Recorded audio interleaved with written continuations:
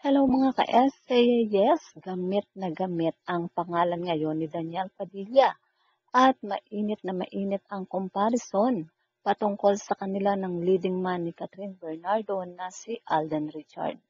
Sa mga mata ng may ayaw kay Daniel Padilla, negative ang tingin nila sa pagkilos at sa ugali ng ex ni Catherine Bernardo.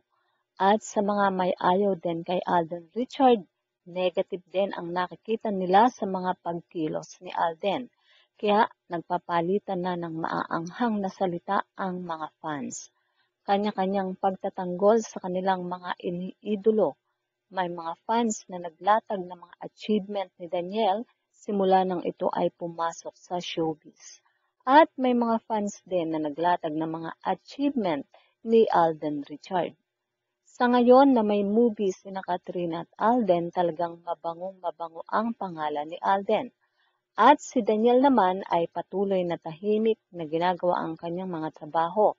Patuloy na tinututukan ang kanyang mga ipinundar na negosyo at ramdam ang maingat sa kanyang mga pagkilos. Sa mundo ng showbiz, ang negative at positive issue ay walang pagkakaiba dahil parehas nilang napapakinabangan. Habang ang isang artista ay pinag-uusapan, mapapakinabangan niya ito at good na good sa karir nila yan. Sabi nga, kapag ang puno na mabunga, babatuhin at babatuhin yan. Swerte ang mga artista na kagaya ni Daniel Padilla, Catherine Bernardo, Alden Richard, na malalaki ang bilang ng mga fans na handang magtanggol sa kanila kapag may gustong manira. Sila talaga yung dumidepensa sa kanilang mga idolo. Sa mga ka-SAAS, ano ang masasabi nyo? Well, put your comment down below at syempre, huwag kakalimutang mag-like, share, and subscribe.